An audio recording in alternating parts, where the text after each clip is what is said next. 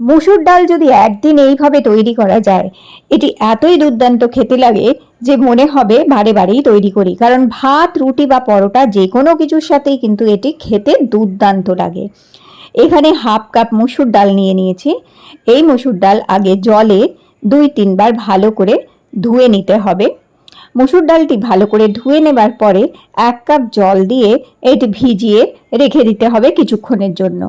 ততক্ষণে আমাদের কেটে নিতে হবে একটি টমেটো। এখানে টমেটো একটু মাঝারি সাইজের একটাই টমেটো নিয়েছি, সেটি এইরকমভাবে টুকরো করে কেটে নিতে হবে আমাদের। এরপর লাগছে আমাদের একটা মাঝারি সাইজের পেঁয়াজ। পেঁয়াজটাও আমরা এখানে স্লাইস করে কেটে নেব এইভাবে।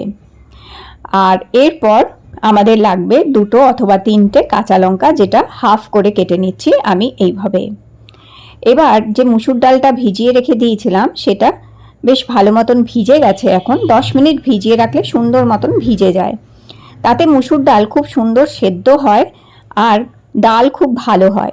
এবার একটি কড়ার মধ্যে মুসুরির ডাল, জল শুদ্ধই দিয়ে দিয়েছি, বাকি টমেটো, পেঁয়াজ আর কাঁচা লঙ্কাটাও এর মধ্যে দিয়ে দিলাম।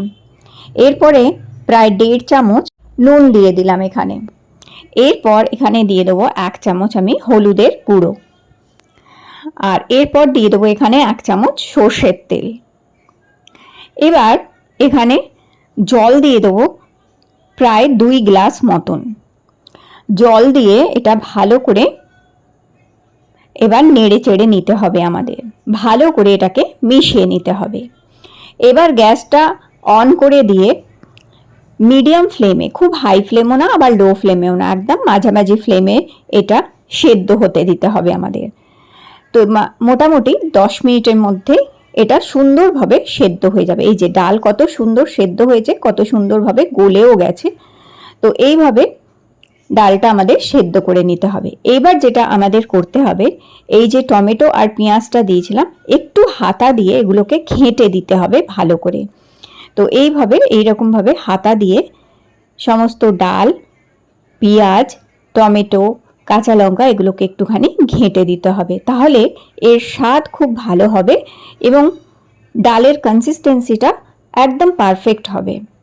এবার ডালটা আঁচ থেকে সরিয়ে রেখে এবার যেটা করতে হবে, যদি ছোট পেঁয়াজ হয় তাহলে গোটা কেটে নিতে হবে এরকম স্লাইস করে, আর যদি বড় পেঁয়াজ হয় তাহলে হাফ পেঁয়াজ নিতে হবে। পেঁয়াজটা আবার এরকম স্লাইস করে কেটে নিয়েছি। আর এখানে নিয়ে নিয়েছি 1 মুঠো মতন ধনে পাতা। ধনে পাতাটাও আমি এরকমভাবে ঝিরিঝিরি করে একদম কুচি করে নিলাম। এবার আমাদের এখানে লাগবে একটা প্যান, সেটা তড়কা প্যানও নিতে পারো অথবা ফ্রাইং প্যান। সেখানে 1 বড় চামচ সর্ষের তেল দিয়ে দিলাম। সর্ষের তেল দিয়ে একটা শুকনো লঙ্কা ফোড়ন দিলাম। যদি ঝাল একটু বেশি খেতে ভালো লাগে তাহলে 2টো শুকনো লঙ্কাও ফোড়ন দেওয়া যেতে পারে। এবার 1 চামচ জিরে, গোটা জিরে এখানে ফোড়ন দিয়ে দিলাম। আর কাটা যে পেঁয়াজটা ছিল সেটাও এর মধ্যে দিয়ে পেঁয়াজটা একটু লালচে করে এখানে ভাজতে হবে আমাদের। তো এইভাবে পেঁয়াজটা একটু লালচে করে আগে ভেজে নেব। পেঁয়াজটা যখন লালচে মতন ভাজা হবে 1 চামচ কাশ্মীরি লঙ্কার গুঁড়ো দেব, তাতে ডালের রং খুব সুন্দর আসবে। ঝাল খুব বেশি হবে না, ফ্লেভার খুব ভালো হবে। কাশ্মীরি লঙ্কার গুঁড়োটা দিয়েই গ্যাসটা অফ করে দিতে হবে, নাহলে কিন্তু লঙ্কার গুঁড়োটা পুড়ে যাবে। ব্যাস, এখানে আমাদের তড়কা রেডি হয়ে গেছে। এবার ডালটা গ্যাসে বসিয়ে দিয়ে আবার এই যে তড়কাটা রেডি করলাম সেটা এবার ডালের মধ্যে মেশাতে হবে। তবে ডালটা আগে একটু গরম করে নিতে হবে। যখন একটু গরম হয়ে আসবে ডালটা, এবার তড়কাটা ডালের মধ্যে দিয়ে দিতে হবে আমাদের। তড়কাটা ডালের মধ্যে এইভাবে দিয়ে দেবার পরে এটাকে এবার ভালো করে মিশিয়ে নেব। এই ডালটা থেকে খুব সুন্দর গন্ধ বেরোচ্ছে এবং এটা সত্যি খেতে কিন্তু দুর্দান্ত হয়েছে। তো এবার ভালো করে এই তড়কাটা মিশিয়ে নিয়ে এই ডাল আর বেশিক্ষণ ফোটাবার দরকার নেই। মোটামুটি 1 মিনিট ফোটালেই, 1 থেকে 2 মিনিট ফোটালেই এই ডাল কিন্তু রেডি হবে। এবার এখানে আরও 2টি কাঁচা লঙ্কা দিয়ে দিলাম, আর আরও এবার কিছুটা ধনে পাতাও এখানে কুচি করে দিয়ে দিলাম।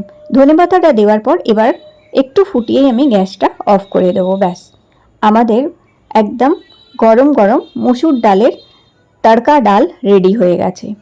এইবার এটা সার্ভ করার জন্য একদম রেডি।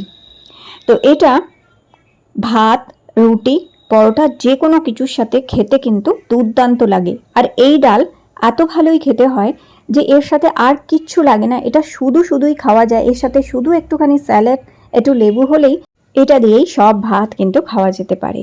তাহলে এই ডাল রেসিপিটা অবশ্যই একবার ট্রাই করে দেখো। আর আজকের রেসিপিটি যদি ভালো লেগে থাকে লাইক দিয়ে চ্যানেলটি সাবস্ক্রাইব করে রেখো। আবার তোমাদের সাথে দেখা করবো আমি নতুন একটি রেসিপির সাথে।